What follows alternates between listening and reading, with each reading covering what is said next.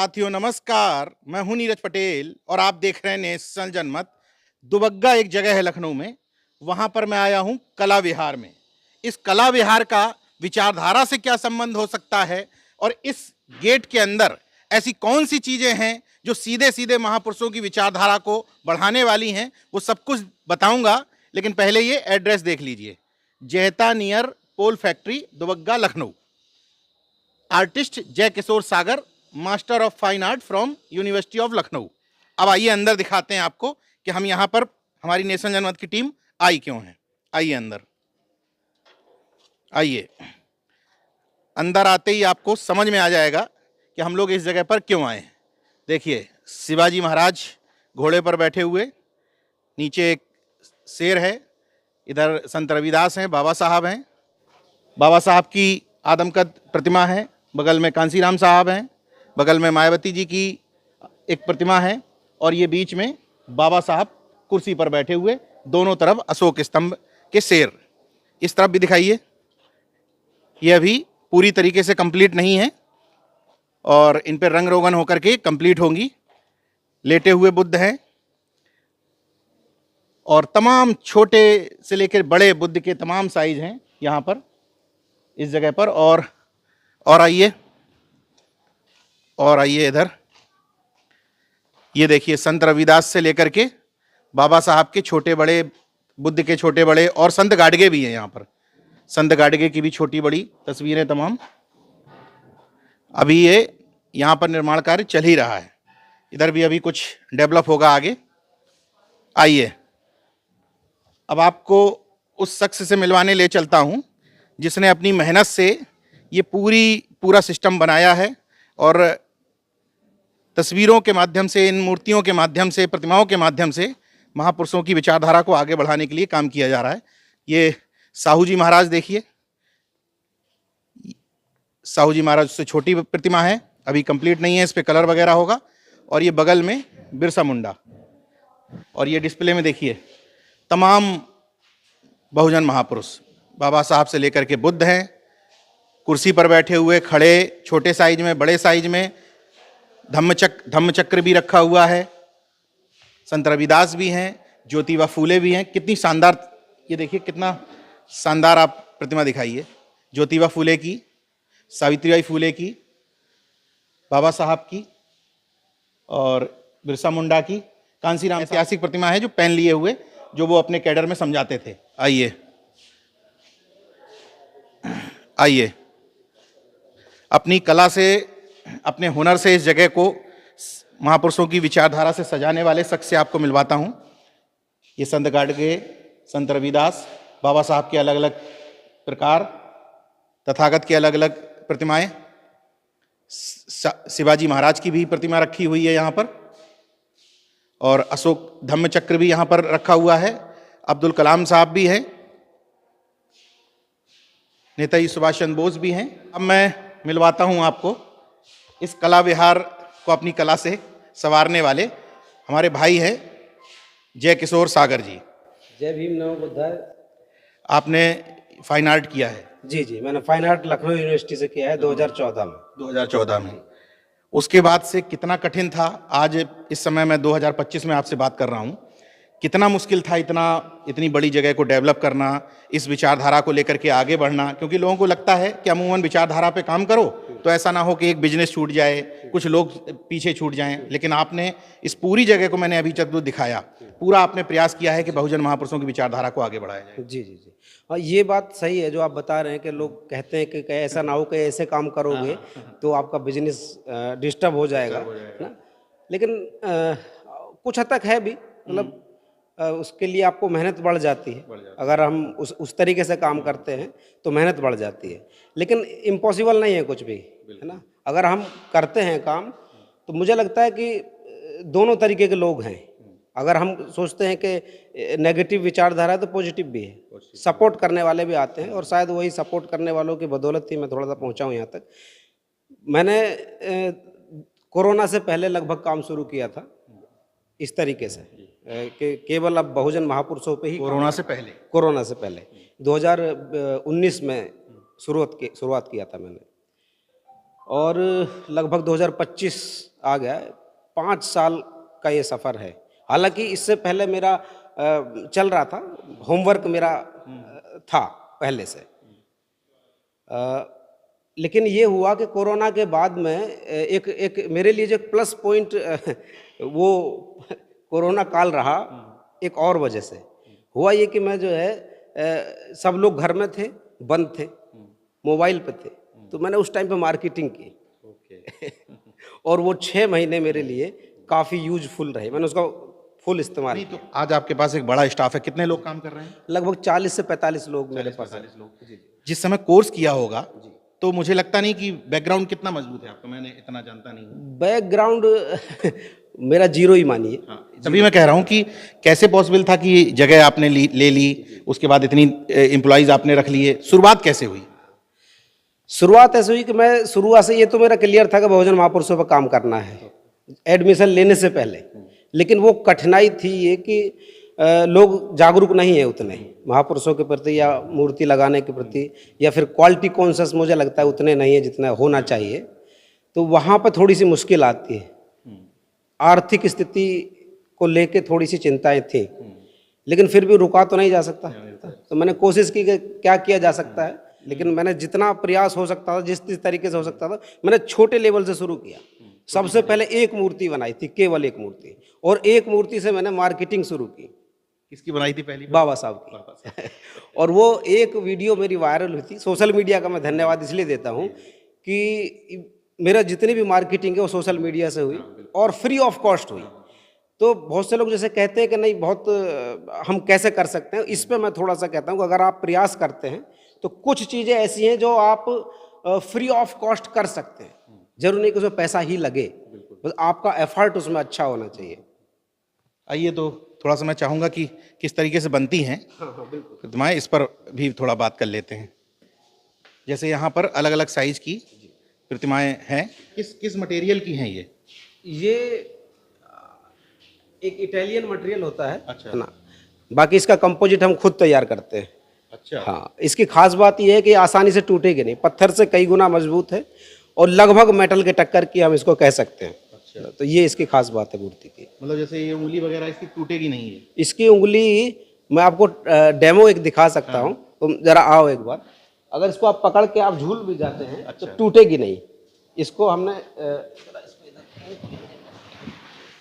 जरा आप दिखाएंगे थोड़ा सा इधर आके, है ना? हाँ बस ये। हाँ।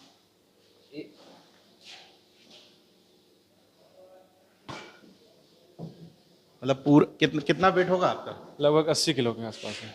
80 किलो इनका वजन है। और इस उंगली पर लटक गए थे ये, लेकिन उंगली को कुछ नहीं बिगड़ा। तो ये अच्छा, और अच्छी बात है कि हल्की भी है, जितनी बड़ी है उस हिसाब से बहुत हल्की। ये लाइट वेट होती है, ये लाने ले जाने में आपको मूव करने में ज़्यादा दिक्कत नहीं होगी। और ख़ास बात इसकी ये है कि हमने इसका मटेरियल खुद से तैयार किया है। अच्छा। बाबा साहब को, बहुजन महापुरुषों को ध्यान, क्योंकि जैसे मूर्ति तोड़ देते हैं ना लोग अक्सर, बाबा साहब की ये थोड़ी सी समस्या है, तो उस बात को ध्यान में रख के इसके मटेरियल को हमने कुछ इस तरीके से बनाया है कि ये टूटेगा नहीं आसानी से। इसकी खास बात ये है। तो किस तरीके से तैयार होती है थोड़ा सा? हाँ, अब मैं उधर आपको दिखाते हैं। सबसे पहले इसका क्ले मॉडल तैयार किया जाता है, अभी हम आगे चल के दिखाएंगे ना। तो ये अपन मतलब वर्क स्पेस ये उधर, हाँ वर्क स्पेस है, ये अभी डिस्प्ले है इधर। आपको शुरुआत से दिखाते हैं। जी जी। अच्छा, यहाँ उधर से तैयार मुंह खोलना जरा।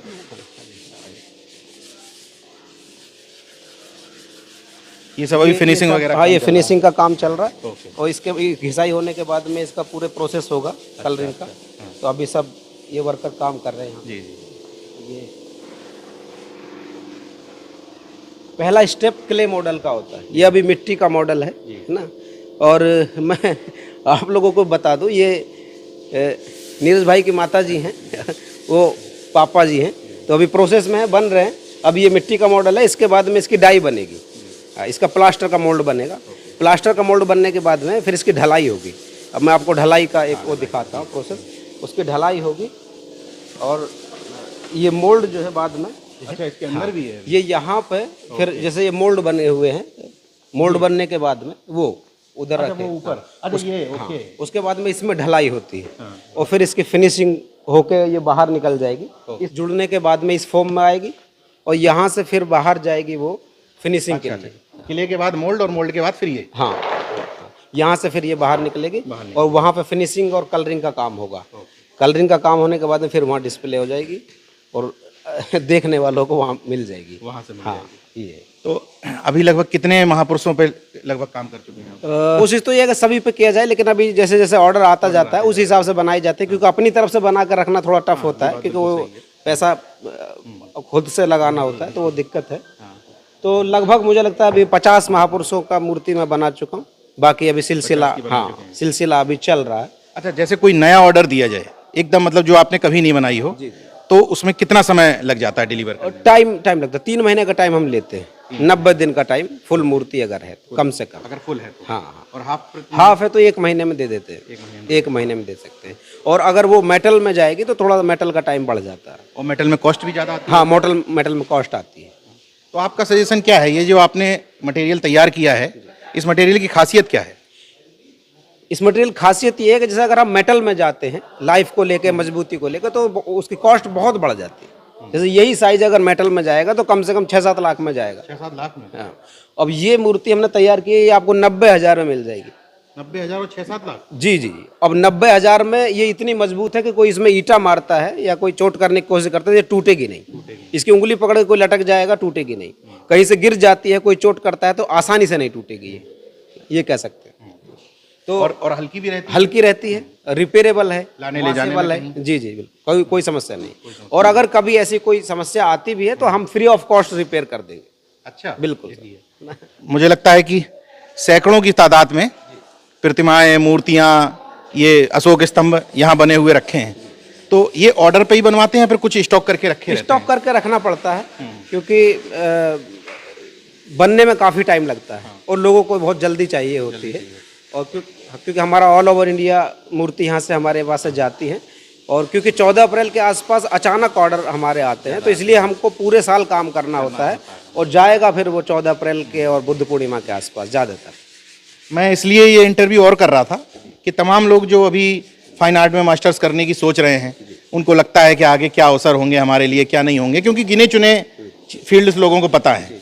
बेटे को IAS बना दो, डॉक्टर्स बना दो, इंजीनियर बना दो, और ख़ास तौर से OBC SC वर्ग के लोगों में पत्रकार बनाना, वकील बनाना, कवि बनाना, लेखक बनाना, या इस तरीके से कि भाई आप मूर्तिकार बने, ये सब चीज़ें लोग अडॉप्ट नहीं करते हैं। इसलिए मैं दिखाना चाह रहा हूँ कि एक व्यक्ति जो लखनऊ विश्वविद्यालय से फाइन आर्ट में मास्टर्स की डिग्री करता है, उसका आप ये पूरा देख सकते हैं कारवा, एक मूर्ति से शुरू होकर के आज हजारों मूर्तियों तक। जी जी, बिल्कुल बिल्कुल बिल्कुल। और अब मुझे नहीं लगता कि कुछ इस तरह की अर्थ की कोई समस्या रह गई। नहीं, ऐसी अभी कोई ऐसी समस्या नहीं है, क्योंकि अब लोग जब ऑर्डर होता है तो हम एडवांस लेते हैं उनसे, उनका पैसा ही उसमें लगता है, तो इसलिए हमको अर्थ की समस्या इसलिए नहीं आती है। और लगभग कितने परिवारों का खर्च चल रहा है इससे?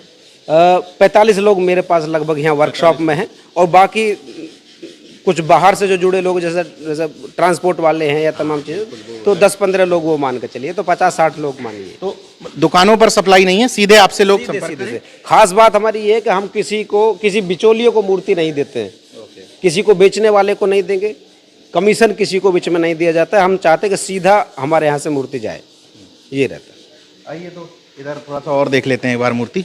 ये धम्मचक्र सब बन रहे हैं, तथागत की, कुछ संत गाडगे। अच्छा, जैसे सरदार पटेल भी हैं इसमें, और ये चंद्रशेखर आज़ाद जी भी हैं। इसका मतलब कि जो ऑर्डर दिया जाएगा, कोई भी ऑर्डर देता है तो वो प्रतिमा बना के देंगे? वो बना के देंगे, बस हम अपने जो आइडियोलॉजी है उसके बाहर ना हो। अच्छा, ये भी है? ये है, बाकी पर्सनल अपनी बन सकती है, आइडियोलॉजी के बाहर नहीं देंगे? आइडियोलॉजी के बाहर नहीं जाएगी। ये भी एक प्रतिबद्धता है। लोग अमूमन कहते हैं कि मेरे धंधे में ये नुकसान हो रहा है, वो नुकसान हो गया, लेकिन जब आप विचारों पर टिके रहते हैं तो कहीं ना कहीं वो फायदेमंद भी साबित होता है। मुझे लगता है आप सबसे ज्यादा कौन सी प्रतिमा यहाँ जाती हो? सबसे ज्यादा बाबा साहब। बाबा साहब। आप देखिए, विचारधारा की ही ताकत है, तो आप दो नावों पे सवारी मत करिए। अगर आप विचारधारा पर टिके हैं तो विचारधारा ही आपके जीवन की व्यवस्थाओं की भी जिम्मेदारी लेती है। उसके लिए सबसे बड़े गवाह हैं हमारे जय किशोर भाई। बिल्कुल नहीं, इसमें मेरा अनुभव अच्छा है, क्योंकि लोग जब देखते हैं तो सपोर्ट करते हैं। हाँ, बिल्कुल करते हैं, सपोर्ट करते हैं, वो मेंटली काफ़ी सपोर्ट मिलता है लोगों का, और तभी हम काम भी कर पाते हैं। ये एकदम तैयार वाली ये तैयार मूर्तियाँ, अब इसमें चश्मा लगना है क्योंकि कलर होके आई है। चश्मा वाला। अब ये जैसे क्या है कि ये अभी बेस कलर होकर रख गई हैं, जब फाइनल ऑर्डर होगा तो इस पे फाइनल कलर पड़ेगा।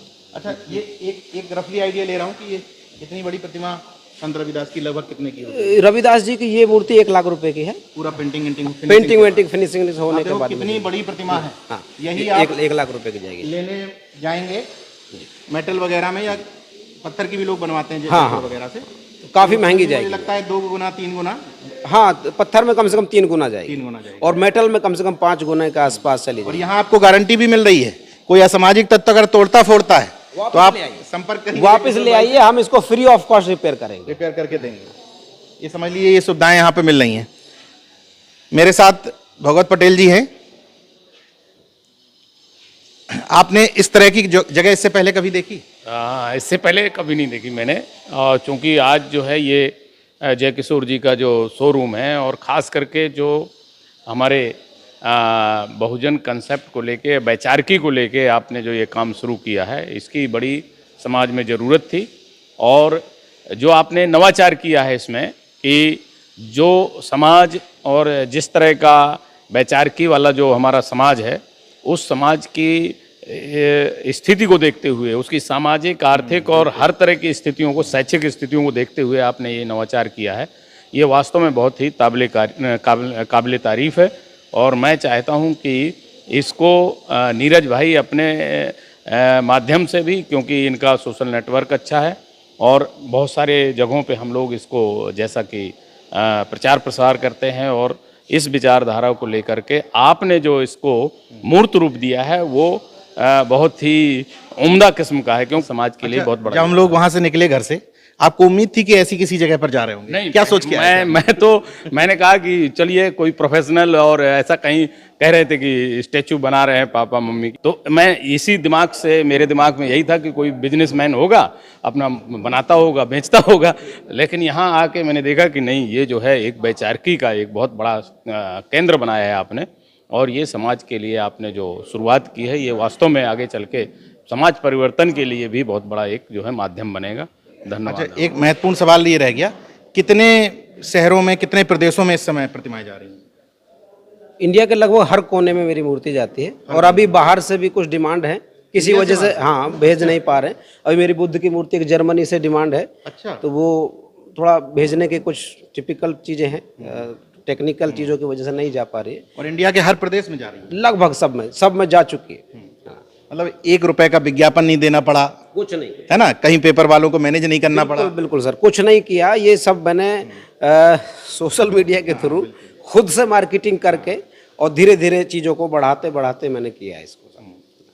जैसे लोग कहते हैं कि बहुत पैसा ठीक है, अपनी जगह काम करता है, वो एक टूल्स की तरह काम करता है, लेकिन वही ऐसा नहीं है कि केवल वही है।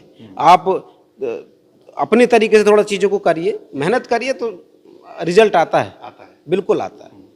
हालांकि नेशनल जनमत और मैं खुद तमाम मंचों से कहता हूं कि मूर्तियों पर माला और विचारधारा पर ताला नहीं चलेगा, लेकिन जय किशोर भाई ने इन मूर्तियों में ही विचारधारा डाल दी है। निश्चित तौर पर हम सब इस बात के पक्षधर हैं कि बाबा साहब को मूर्तियों में मत खोजिए, उनकी पुस्तकों में खोजिए, लेकिन फिर भी मूर्तियां कहीं पर लगी होती हैं तो वो समाज में प्रेरणा तो देती ही हैं। जैसे घर में तस्वीरें होती हैं हमारे पुरखों की, तो लोग पूछते हैं कि इन्होंने क्या काम किया, तो हम गर्व के साथ बता सकते हैं कि इनकी तस्वीर घर में इसलिए है क्योंकि इन्होंने ये काम किया। वैसे ही समाज में एक ताकत लाने के लिए, समाज में विचारधारा के प्रचार प्रसार के लिए कुछ हद तक, काफी हद तक नहीं, कुछ हद तक मूर्तियों की, कुछ हद तक तस्वीरों की भी एक महत्वपूर्ण भूमिका है, ताकि समाज समझ सके कि हमारे पुरखों ने, हमारे पूर्वजों ने हमारे लिए क्या काम किया। उसी विचारधारा को हमारे भाई जय किशोर सागर आगे बढ़ा रहे हैं। मैं धन्यवाद और शुक्रिया देता हूं कि निश्चित तौर पर जो बात आप अर्थ की कह रहे थे, मुझे लगता है कि कुछ ही समय में ये समस्या खत्म हो जाएगी, और जब आगे सारे महापुरुषों को डिस्प्ले होगा तब मैं दोबारा से इस वीडियो को फिर से बनाऊंगा। बिल्कुल बिल्कुल, मैं जल्दी ही आपको फिर से बुलाऊंगा। चलिए, बहुत बहुत धन्यवाद। बाकी देखते रहिए नेशनल जनमत, जागरूक और सजग बने रहिए। जय विज्ञान, जय संविधान, जय लोकतंत्र। धन्यवाद।